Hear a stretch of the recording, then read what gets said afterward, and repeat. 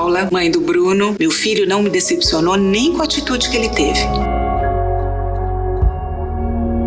A gente já falou bastante aqui sobre como é difícil às vezes você ver o sinal de alguém que está em crise, ou você se julgar quando essa pessoa faz alguma coisa, ou as pessoas te julgarem, e também o quão difícil é você achar seu próprio limite para ajudar uma pessoa. E essa é a história da Paula e do Bruno. Paula, mãe do Bruno, e acho que depois do que é mãe, sempre a gente é sempre assim. E depois de tudo que aconteceu, aí sempre vai ser assim. Um pouquinho da história do Bruno, um menino 22 anos, fazendo faculdade, aparentemente sem nenhum problema, porque ele não transparecia a dor dele, não deixava ninguém, nenhum amigo. Conversei depois com os amigos, o melhor amigo dele sabia dos altos e baixos, normal, e achava normal, mas nunca foi falado em intenção de suicídio. Ele tinha vergonha de falar que não estava bem. Estava sempre sorrindo. Pouco antes, só que um mês antes, ele entrou numa depressão, aí sim. Durante a juventude, teve alguns tratamentos. Meu marido é médico, achava que era bipolar, e aí o terapeuta também deu esse diagnóstico, então tudo bem, tomava um remedinho. Depois acharam que não, que ele estava bem, vamos parar, é faculdade, esses remédios mexem, foram diminuindo aos poucos. Passa uns 6 meses super bem, quer dizer, eu achando que estava super bem, não deveria estar, né? Devia continuar a ter os altos e baixos dele, sem pedir ajuda. É que um dia, de novo, ele virou e falou: mãe, o aperto aqui é muito grande. Eu tô de novo com aquela dor, eu tô de novo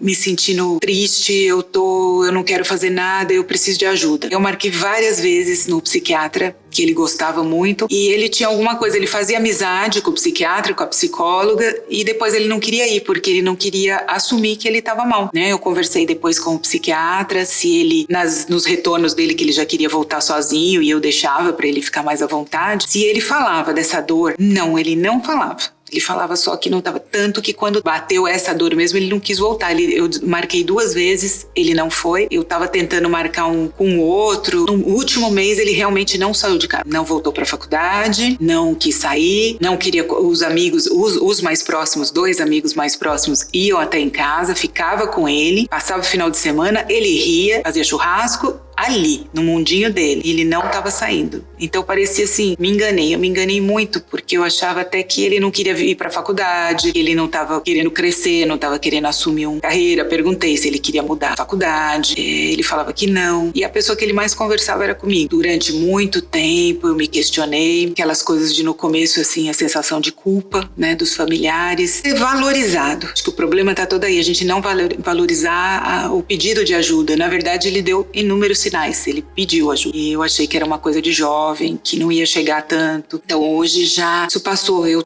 talvez tivesse conseguido, talvez não, tivesse aqui da mesma maneira, mas isso dependeria dele. Hoje eu sei que isso dependeria da vontade dele, né, de sair disso. Sei que dá, conheço pessoas que já tiveram pertinho de pensamentos, já estava tudo arrumadinho para terminar essa dor, que é a dor que eles sentem, e saiu disso, tá bem, mas tem que ter o processo certo, e é difícil a gente saber. Eu acho que é difícil pro familiar, é difícil pros amigos, então, e volta a perceber, e quando eu vejo que alguém tá realmente pedindo ajuda, aí eu acho que é muito importante tentar socorrer, tentar informações, né? É o que eu venho buscando. Fiquei pensando, se acontecesse novamente, qual é a atitude que eu tomaria? Aí eu não tinha respostas. Então eu achei que eu não devia ficar quieta, que eu devia buscar essas respostas. Porque se batesse de novo na minha porta isso, eu pelo menos poderia ajudar, que é o que eu acho que fortalece a gente. Mas a esperança é de quem chegar até mim, que eu consiga pelo menos aliviar. Ou sendo que estão pensando, que estão descontentes, ou familiares que já passaram por isso e que eu sei exatamente como é. Então a gente fez uma rede de amizades, viraram irmãs mesmo, viraram a família toda, amigos, e um ajuda o outro. A minha parte, o que eu posso dizer, o que me ajudou muito foram os grupos de apoio, que foram chegando, as pessoas foram colocando pra mim, vai lá, tenta, e realmente foram. Nesse caso, muito importante foi o grupo de apoio onde traz só com familiares por esse tipo de perda, porque a gente sente a vontade em falar, a gente sente que não tem cobranças, né? Vem todo carregado de um preconceito, esse tipo de morte toda, né? Todo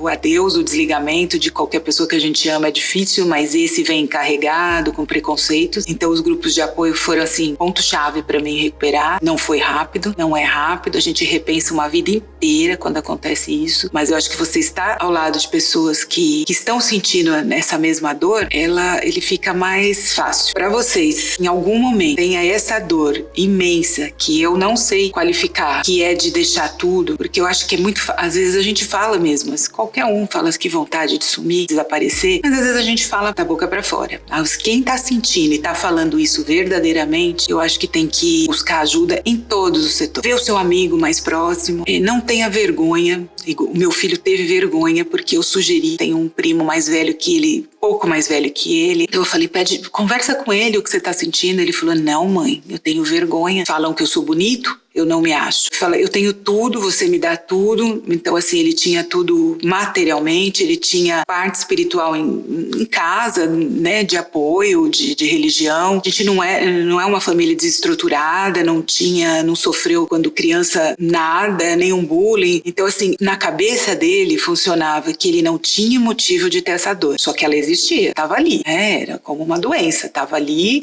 e estava se manifestando, e muito forte. Então procura, não tenha vergonha de se expor, não tenha vergonha de falar, não tô dando conta, vão aparecer, você vai ver que se abrindo vão aparecer pessoas. As pessoas vão estar prontas a te ajudar, vai aparecer um caminho, vai aparecer grupos de apoio, alguém vai chegar, né? Não se fechar nesse seu mundo, não achar que não tem solução. Quando a gente fica mais velha, a gente vai aprendendo que tudo tem solução. Falta de dinheiro, falta de amor, falta de amizade. A gente acha a solução. Tudo tá indo hoje em dia para menos julgamento. A gente tá muito mais livre. Eu acho que antigamente você não podia expor os pensamentos, sua opção sexual. Então eu acho que qualquer coisa que na cabeça, principalmente do jovem, de achar que os pais, ou que você tomou uma atitude, cometeu um erro, pai e mãe, ou hoje em dia as famílias, às vezes avós, todos, a sua família, o seu ponto de apoio, as pessoas queridas, você nunca pensar que você vai decepcionar. Não vai. Meu filho não me decepcionou nem com a atitude que ele teve. O que eu posso falar assim, até diretamente mais pro jovem, o jovem acha que isso tudo é um desespero. Qualquer coisa que fuja ali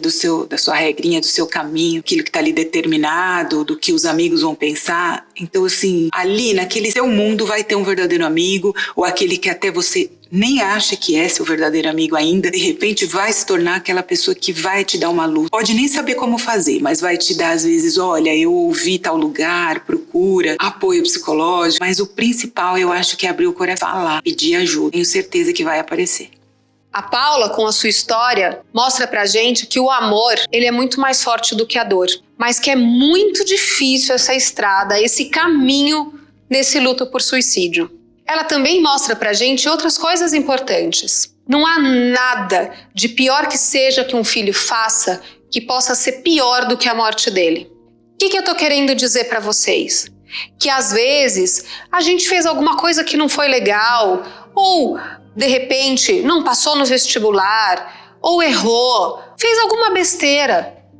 Para pai e para mãe e para as pessoas próximas, isso nunca vai ser pior e você não tá mais aqui. Então, se por um acaso você pensa que é melhor se matar antes dos seus pais ficarem bravos, muda essa visão. Porque o sofrimento que é trazido para os pais e para aqueles próximos com a sua morte vai ser muito pior. Tem muitos jovens que se matam antes de receberem um castigo. Eles ficam com tanto medo por conta de algo que eles fizeram que eles nem esperam para saber o que vai acontecer e se matam antes. Mas como a gente viu na história dela, tudo é possível ser resolvido. Em vida a gente pode resolver muita coisa. E mesmo que você tenha feito algo muito difícil, muito ruim, e que você se envergonhe muito, tem jeito. Em vida, tudo tem jeito. Às vezes, a gente fica muito bravo com o pai e mãe. Ou com outras pessoas também. A raiva é um dos sentimentos muito comuns na adolescência. E muitos adolescentes que eu converso, é a partir da raiva que eles têm um impulso muito grande, uma vontade de se matarem. Ou seja, a raiva começa a ser um dos sentimentos que desencadeiam